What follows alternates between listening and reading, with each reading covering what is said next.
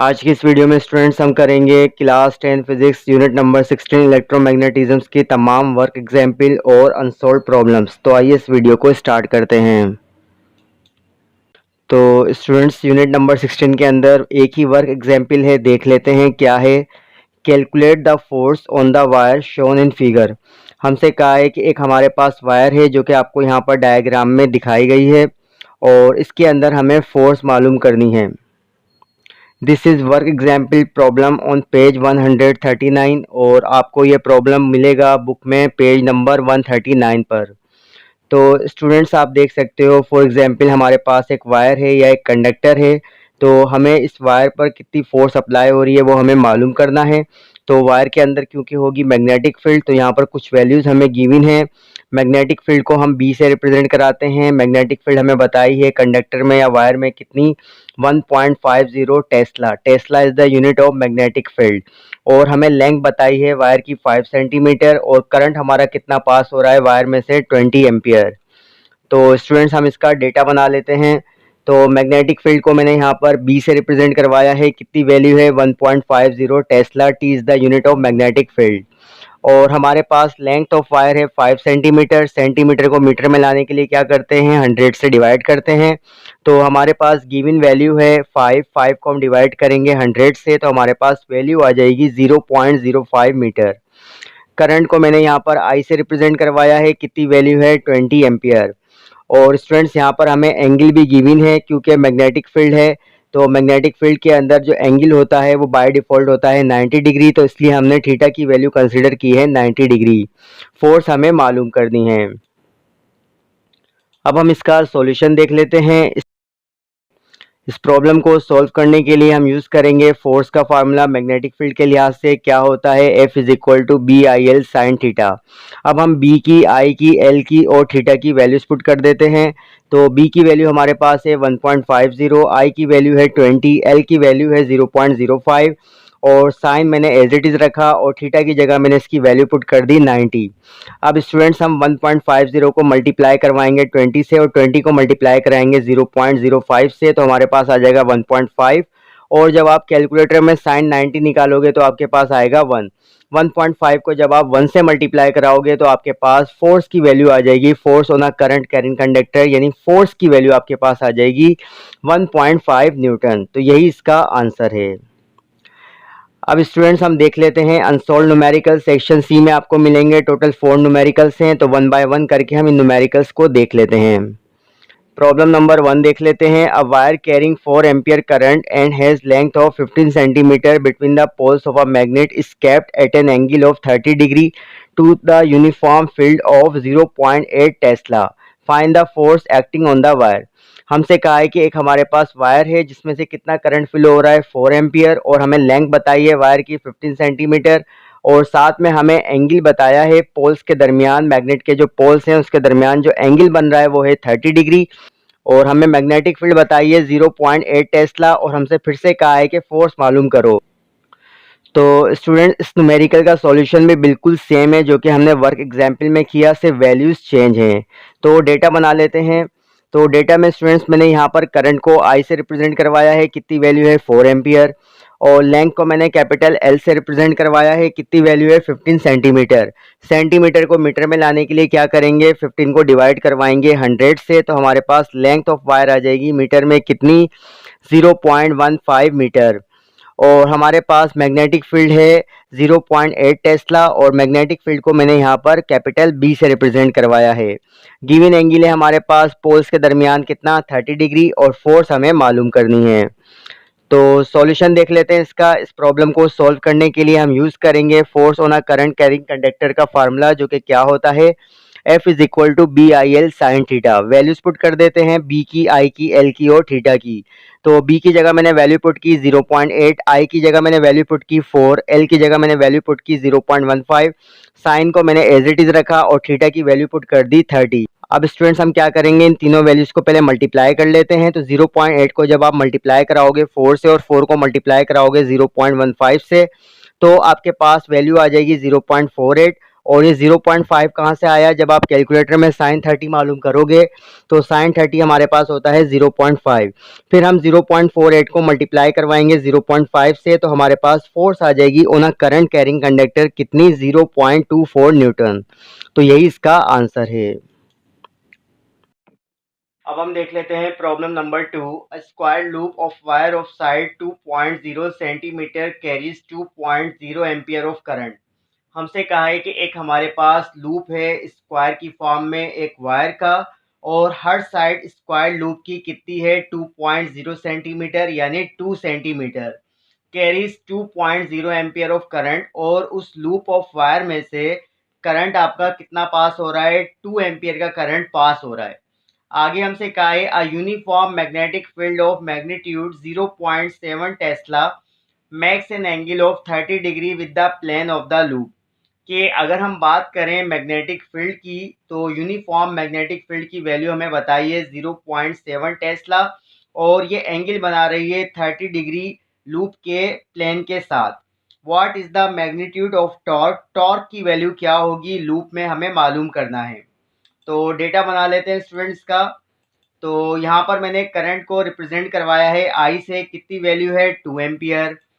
और स्टूडेंट्स क्योंकि हमारे पास स्क्वायर की फॉर्म में लूप है वायर का और हमें टॉर्क मालूम करना है, तो टॉर्क के फार्मूले में आएगा एरिया। स्क्वायर के अंदर क्योंकि हर साइड बराबर होती है, इसका मतलब लेंथ और विड्थ की वैल्यू भी क्या होगी 2.0 सेंटीमीटर होगी। और अगर मैं आपसे पूछूं कि एरिया का यूनिट क्या होता है, एरिया का यूनिट होता है सेंटीमीटर स्क्वायर। तो सेंटीमीटर को मीटर स्क्वायर में लाने के लिए हम क्या करेंगे, 100 से 2 बार डिवाइड करेंगे। तो स्टूडेंट्स मैंने क्या किया है, यहाँ पर एरिया को मैंने ए से रिप्रेजेंट कराया है, क्योंकि हमारे पास स्क्वायर की साइड गिवन है 2.0 सेंटीमीटर या आपके लो 2 सेंटीमीटर। तो एरिया का फार्मूला होता है लेंथ मल्टीप्लाई बाय विड्थ। तो 2 को हम 2 से मल्टीप्लाई कराएंगे तो क्या हो जाएगा 2 टू ज़ा 4, और डिवाइड कराएंगे 100 से 2 बार।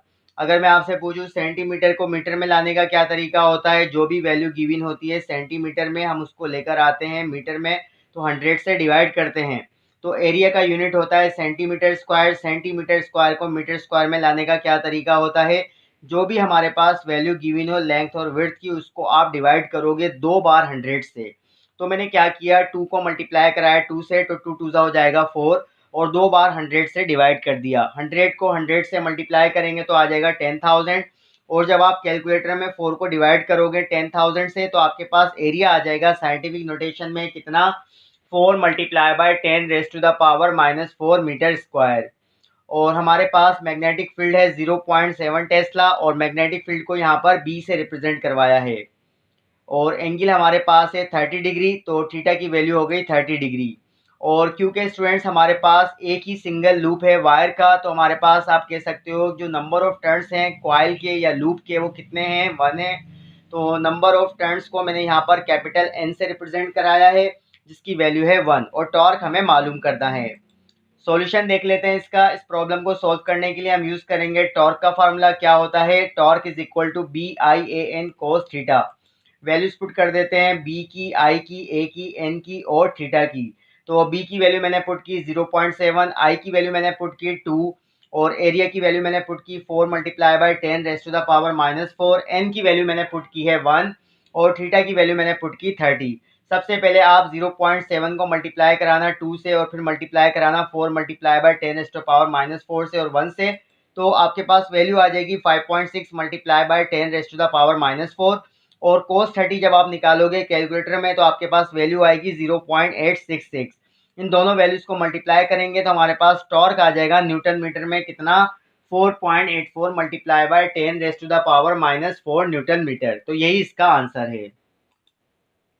अब स्टूडेंट्स हम देख लेते हैं problem number 3। A transformer is needed to convert a main 220 volt supply into a 12 volt supply. हमसे कहा है कि एक हमारे पास ट्रांसफार्मर है जिसकी हमें ज़रूरत है, और उसका काम क्या होना चाहिए, वो 220 वोल्ट को कन्वर्ट करे 12 वोल्ट में। इसका मतलब ये एक तरह से स्टेप डाउन ट्रांसफार्मर है। तो हमारे पास सप्लाई वोल्टेज बताए हैं, यानी प्राइमरी वोल्टेज बताए हैं ट्रांसफार्मर के कॉइल के कितने 220 वोल्ट, और सेकेंडरी वोल्टेज हमें बताए हैं ट्रांसफार्मर की कॉइल के कितने 12 वोल्ट।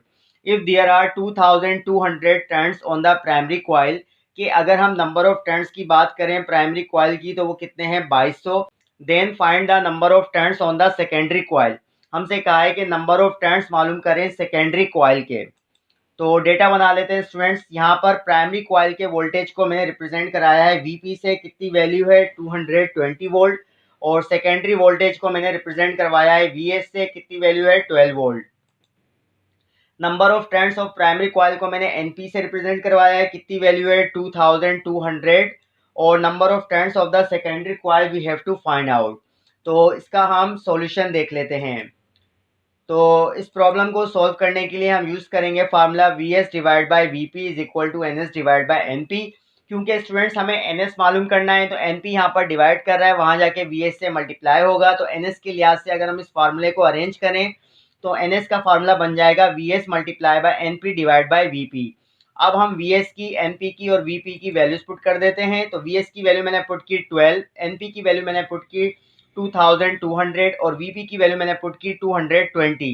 इसको आप सोल्व करना कैलकुलेटर से, तो आपके पास नंबर ऑफ टर्न्स आ जाएंगे सेकेंडरी कॉइल के, कितने 120। अब स्टूडेंट्स हम लास्ट न्यूमेरिकल देख लेते हैं। यूनिट नंबर 16 का क्या है? A coil surrounding a long solenoid. एक हमारे पास कॉइल है जिसके आसपास क्या है, एक सोलेनॉइड है, यानी एक लूप है कॉइल का, जिसको हमने यहाँ पर सोलेनॉइड का है। The current in the solenoid is changing at a rate of 150 ampere पर सेकेंड। और अगर हम करंट की बात करें सोलेनॉइड में, तो सोलेनॉइड के अंदर जो करंट चेंज हो रहा है कितने रेट से हो रहा है, 150 एम्पियर पर सेकेंड, यानी एक सेकेंड में 150 एम्पियर का करंट चेंज हो रहा है। And the mutual inductions of the two coil is 5.5 multiply by 10 raise to the power -5 henry. और हमें म्यूचुअल इंडक्शन बताइए दो कॉइल्स के दरमियान कितनी है, 5.5 मल्टीप्लाई बाय 10 की power -5 Henry. Henry is the unit of mutual induction. आगे हमसे कहा है determine the EMF induce in the surrounding coil, कि सेकेंडरी हमारे पास जो कॉइल है उसके अंदर कितना वोल्टेज इंड्यूस होगा, प्रोड्यूस होगा, वो हमें बताना है। तो डेटा बना लेते हैं स्टूडेंट्स। तो स्टूडेंट्स यहाँ पर जो रेट ऑफ चेंज है करंट का प्राइमरी कॉइल में, उसको मैंने रिप्रेजेंट कराया delta I P divide by delta T. और कितनी वैल्यू हमारे पास इसकी गिवन है, 150 एम्पियर पर second. Ampere is the unit of current और second is the unit of time. तो ये एक तरह से रेशियो है किसका, करंट का टाइम के लिहाज से। तो वैल्यू है इसकी 150 एम्पियर पर सेकेंड। म्यूचुअल इंडक्शंस को मैंने यहाँ पर कैपिटल एम से रिप्रेजेंट कराया है, कितनी वैल्यू है 5.5 multiply by 10 raise to the power -5 henry. और हमें इंड्यूस ईएमएफ मालूम करनी है सेकेंडरी कॉइल में, जिसको मैंने ईएस से रिप्रेजेंट करवाया है। अब हम इसका सॉल्यूशन देख लेते हैं। इस प्रॉब्लम को सॉल्व करने के लिए हम फार्मूला यूज करेंगे इंड्यूस ईएमएफ का। क्या होता है, ES is equal to -m delta I P divide by delta T. Values put कर देते हैं, माइनस की साइन एज इट इज लगाई, एम की वैल्यू पुट की 5.5 मल्टीप्लाई बाय 10 की पावर -5, और delta I P divide by delta T की वैल्यू मैंने पुट की 150। इन दोनों वैल्यूज को मल्टीप्लाई करेंगे तो हमारे पास इंड्यूस ईएमएफ आ जाएगी सेकेंडरी कॉइल में, कितनी, -8.25 multiply by 10 raise to the power -3 volt. तो स्टूडेंट्स वीडियो के अंदर हमारे पास जितने भी न्यूमेरिकल थे यूनिट नंबर 16 के, वो हमने सारे के सारे कर लिए। आज की इस वीडियो में इतना ही, फिर मिलेंगे। अल्लाह हाफिज़।